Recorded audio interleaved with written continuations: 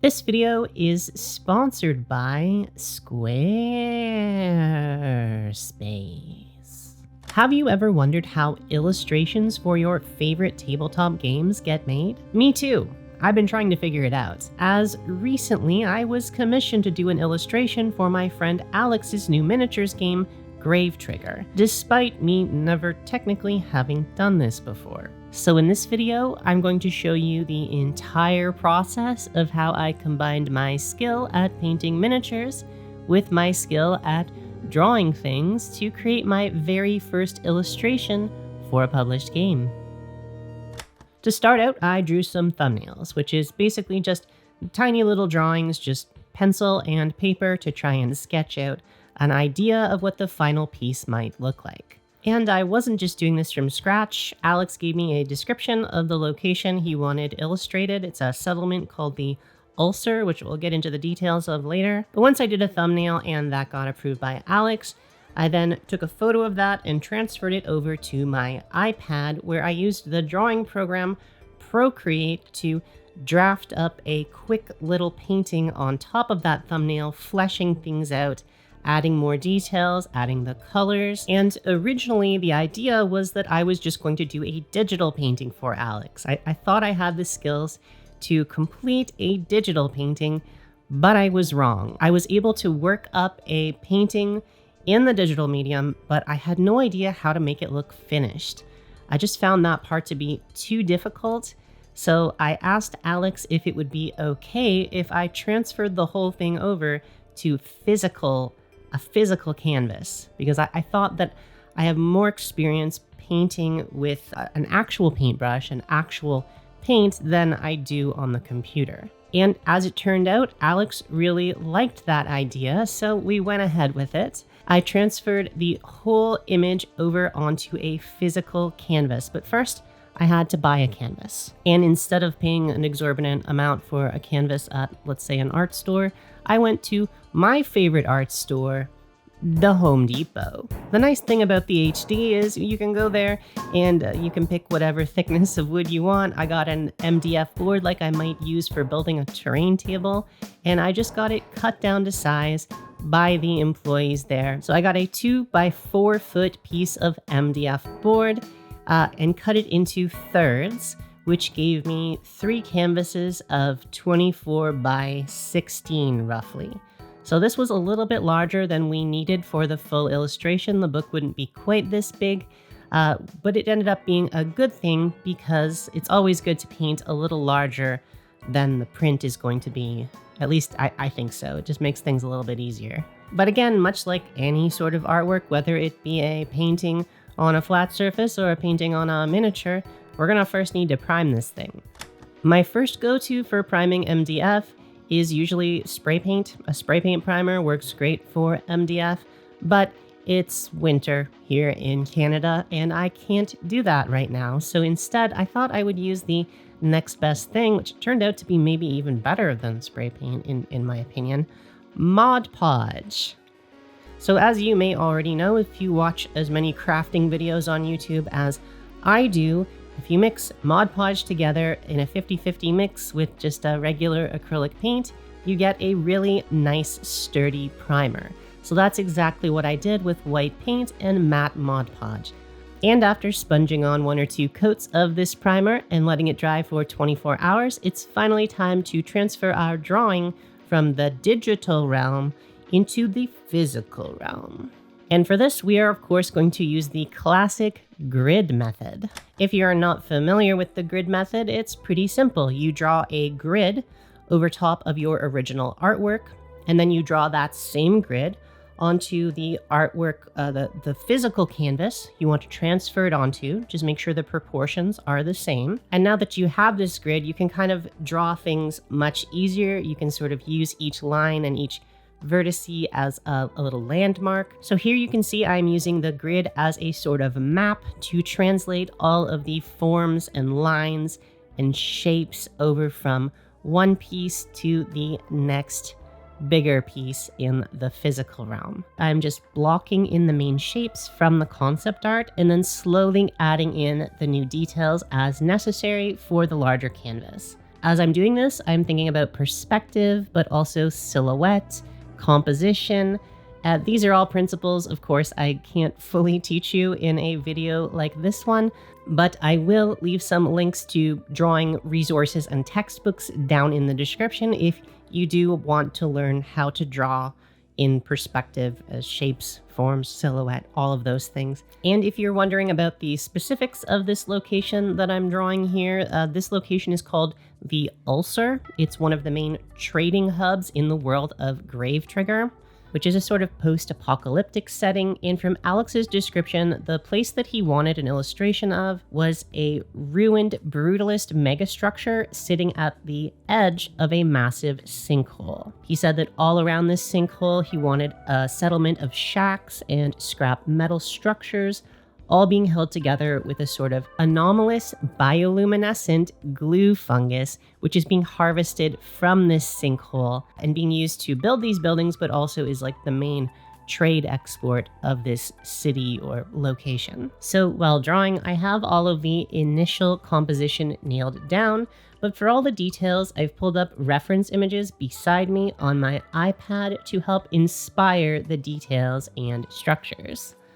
As I continue, I'm thinking about what a settlement like this would look like, what sorts of buildings it might have, what the initial structure might have looked like before it was ruined, stuff like that.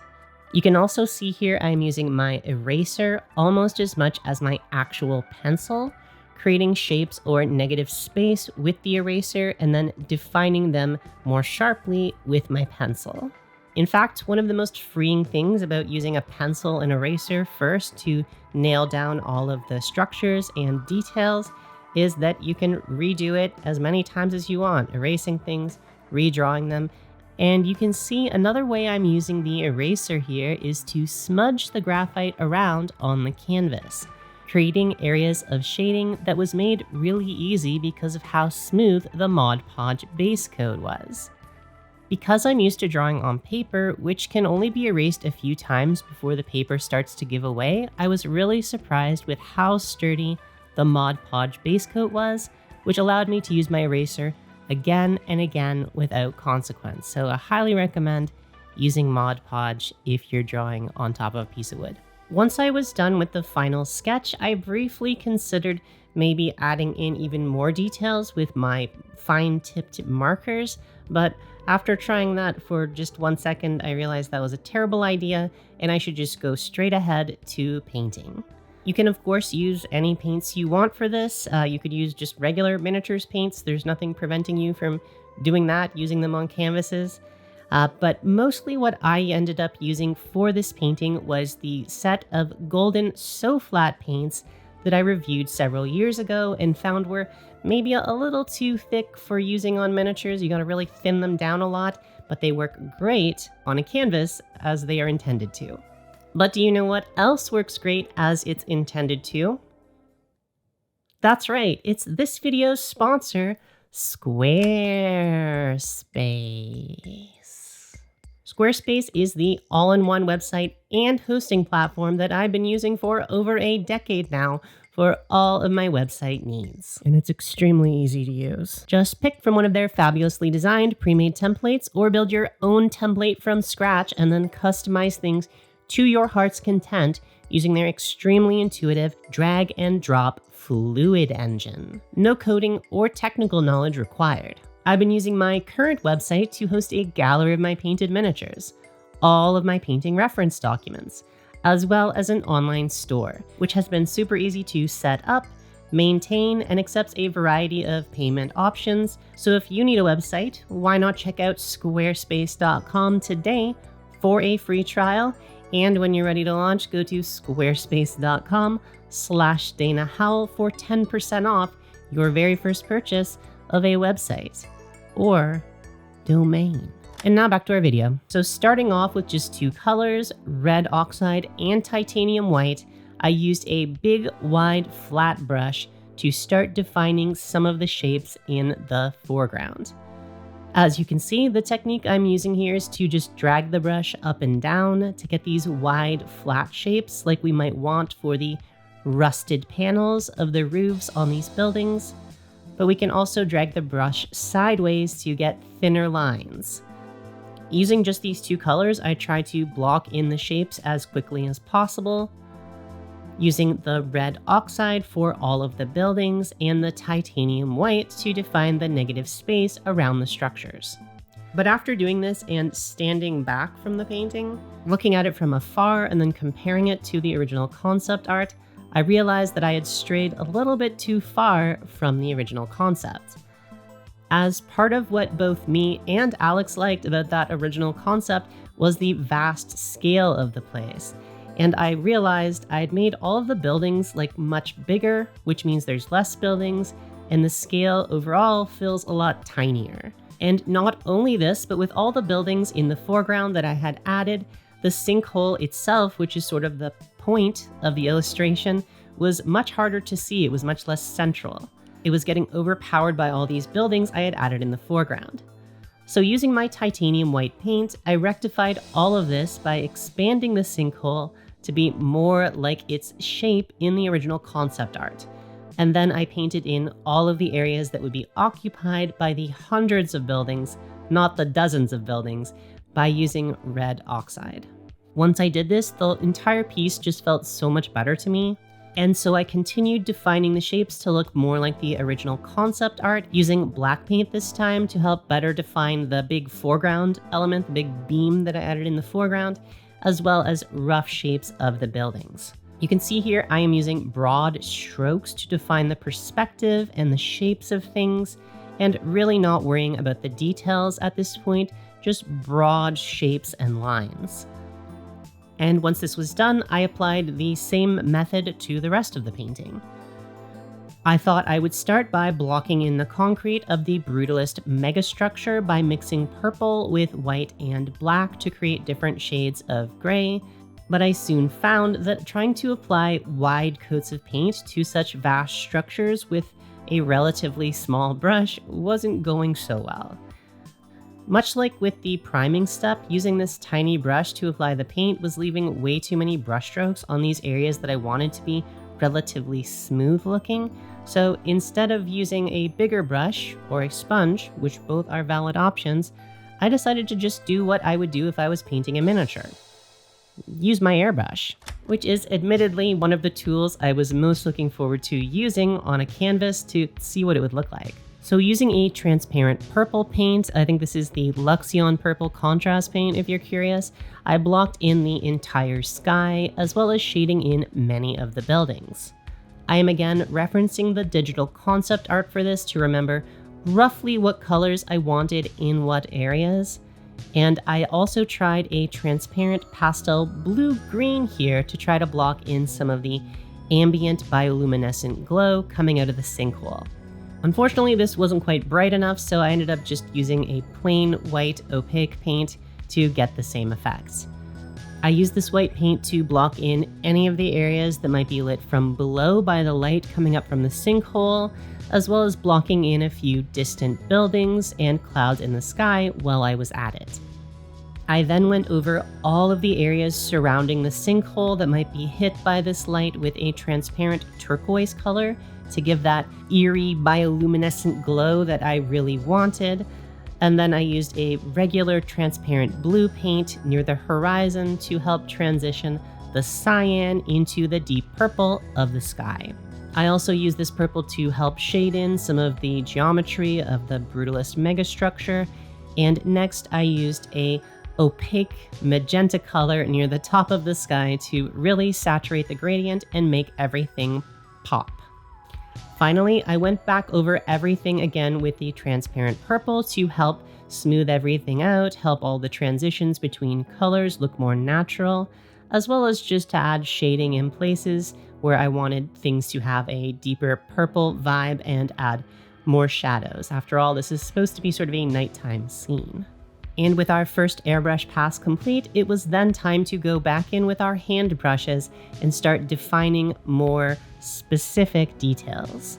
And I approached this phase much like I would paint a miniature, adding highlights with a hard brush edge and a slightly brighter color than the airbrush color underneath, and doing the same with any areas I wanted to be darker, following the perspective lines of my sketch to start building up the scaffolding of the buildings, again using my wide flat brush. You can see here that I'm using the texture of this brush to my advantage to create a sort of corrugated metal structure in some of the buildings. And I am also attempting here to start painting on the bioluminescent glue fungus over top of the buildings. But honestly, I don't think I'm doing a very good job at this point, and I will definitely be correcting this later. As with anything in any sort of art, painting, drawing, whatever you're doing, a big part of progressing is making those mistakes. For me, I often don't have a strong picture in my head of what I want something to look like, and I need to eliminate different possibilities by making mistakes first before I know what the correct path is. You can see I'm also using a darker purple here to help define the shadows and negative space around some of the structures, and I'm experimenting with adding windows and doors to some of the buildings to add a sense of scale. I also started working on the foreground buildings at this point, building them up slowly from scaffolding using black paint to create interesting silhouettes. And here you can finally see I just had an idea of how to make these central structures look more like they're held up by fungal supports. So I'm trying to quickly block that in among the existing buildings, and then adding even more square building shapes around that. And as I'm doing this, I'm also listening to documentaries and YouTube videos about fungus to get me thinking about how these structures might work and function, and just to help inspire the painting in general. I often like to listen to things that are similar to what I'm painting to give me more ideas. At this point in the painting, you can see I'm kind of hitting a flow state where I'm really just letting my hands do what they want, procedurally building out all of the structures the way they want to be built.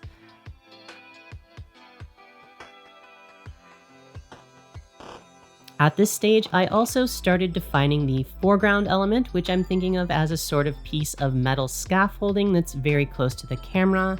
This is a nice trick you can do with camera work or any drawing to create a nice sense of depth within a work or a more pleasing composition. Just add something really big in the foreground and it'll really help with the depth. I'm using a plain black paint for this, as I'm imagining the least light would hit this far off beam as it's furthest from the sinkhole, and again, this is a nighttime scene. Using this same logic, I started building up the hard edges of the foreground buildings as well, blocking in roofs and scaffolding beams, and using white paint to carve out the negative space around these structures.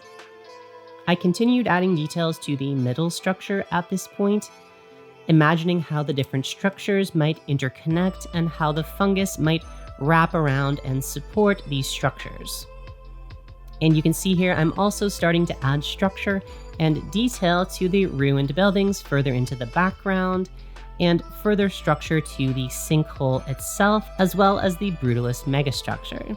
And while I think the structure of everything is starting to look pretty okay, the thing I am starting to notice is that the actual colors of the piece have started to drift further and further away from the concept art. So much like I would do with any miniature, I at this point busted out my airbrush once again to start correcting the colors and bringing them back to that original concept. Toning things back down with purple and blue, brightening things up with layers of white, and adding in little bits of more cyan to drive home the bioluminescent lighting and fungal haze. I also used a much darker transparent purple here to bring things more into a nighttime setting, adding deeper, darker shadows, as well as using a ruler with my airbrush and this dark color to create really harsh lines of shadow to help define the brutalist structure. Unfortunately, I think I may have gone a little too far here with the purple sprays, as looking back, I think I lost a lot of the detail which I could have preserved if I had been a little bit more careful with my purple sprays. But again, a big part of painting anything is not being afraid to take those big risks. You can always paint over them later, redefine things later. So that's exactly what I did. I went back in with a finer brush and started redefining all of the details at this phase. And this phase easily took the longest out of all of the other stages in this painting, although it was a fun part as well. It's fun to add details. At this point, you can see I'm adding more definite, hard edges and highlights to things, making them look less like vague shapes and more like actual buildings, fungal masses, scaffolding, metal structures. And I'm mostly using black and white for this stage, mixed in with other colors to define the hardest shadows and the highest highlights.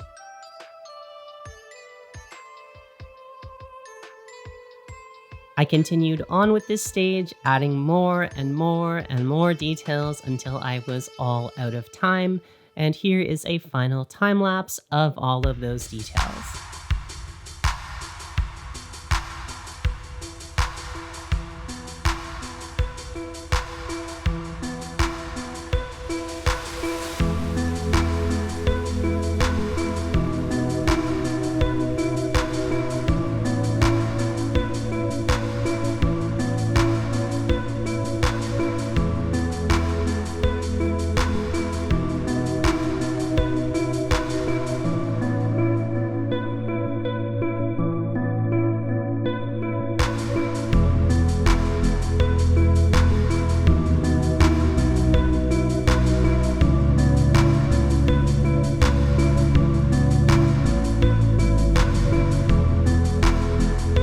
Overall, I'm pretty happy with how this turned out. It's my first shot at something like this, but I had so much fun. It was much different than painting a miniature, but also pretty similar to painting a miniature.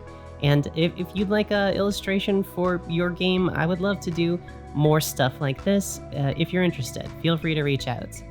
And finally, if you've watched all the way to the end of this video, thank you very much for doing so. I know this is quite a bit different than my usual content, but it was a lot of fun to do, and I hope you learned something as well. Maybe I inspired you to try something like this yourself. Thank you so much for watching all year. This is probably going to be the final video of the year, so have a happy holiday season, have a happy new year, and I will see you in 2026.